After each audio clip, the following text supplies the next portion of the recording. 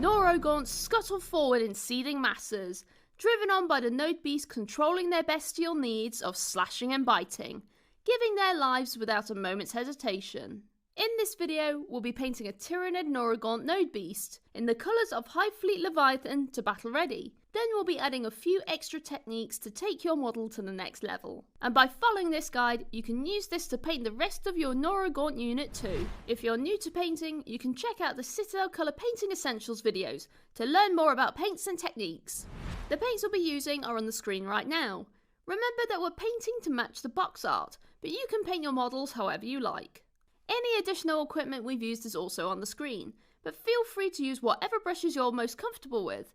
And if you don't have mediums, you can swap these out with water instead. The first thing we need to do is undercoat the model, and for this colour scheme we've used Wraithbone. It's a nice warm undercoat that can get us ready for those contrast colours we'll be using. We'll start by applying a base coat of Wraithbone over the model. This just gives us an overall finish that will match the pot in case we need to tidy up any sections, as the spray has a slightly different finish. You'll only need one thin full coat to cover over, so don't worry about being neat at this stage. Just make sure we get all of those membranes and the under the side of the model painted. Now we'll add a thin down layer of Magos Purple. We'll combine 2 parts contrast medium to 1 part Magos Purple to give us a really great colour to settle into those recesses, but not overwhelm the upper areas of the skin. We'll be applying this all over, so we get it into every recess and under those carapace edges.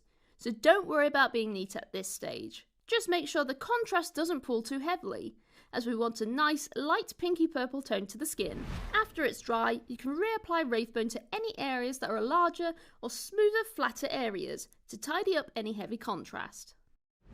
As a quick extra detail, you can add a cheeky dry brush of Corax White over the model. We're doing this now so it can be messy before we paint any of the smaller details. By using circular motions, we can get all of those raised points covered without being too heavy-handed.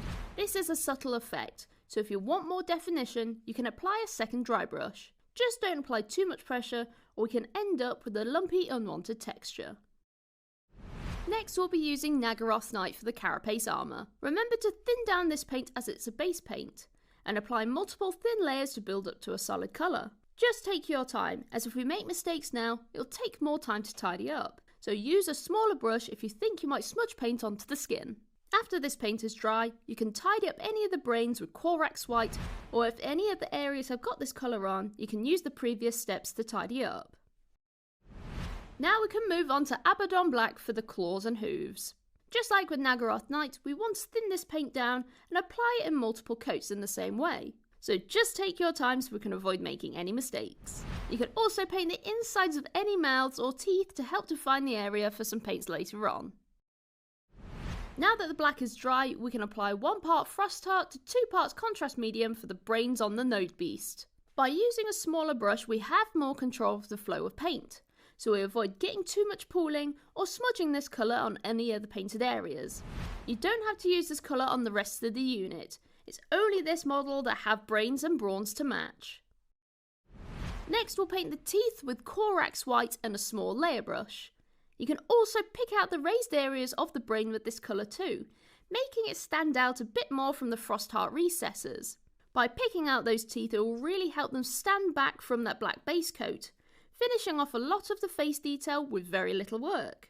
Using Abaddon Black earlier really helped the Corax White teeth stand out even more, making this model look even creepier and more bitey. Your Neurogaunt node beast is now battle ready. You can stop here, or you can add these extra cool details to take your model to the next level.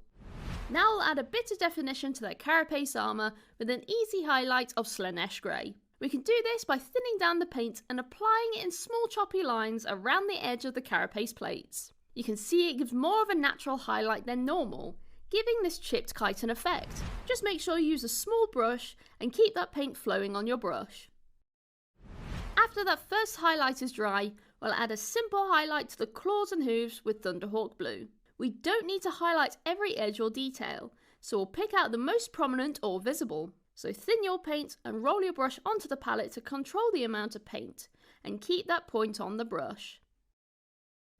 And there we are, your Tyrannid Noragaunt Note Beast is finished, and ready to command a horde of savage and unrelenting teeth and claws. You can see that our model is based in Armageddon Dust, and if you'd like to learn more about technical paints, you can check out our video all about them. For more tutorials, tips and tricks, check out citadelcolor.com, or you can head to your local Warhammer store where our amazing staff will be happy to help you. Well, we hope you enjoyed this video and we'll see you next time. Bye bye!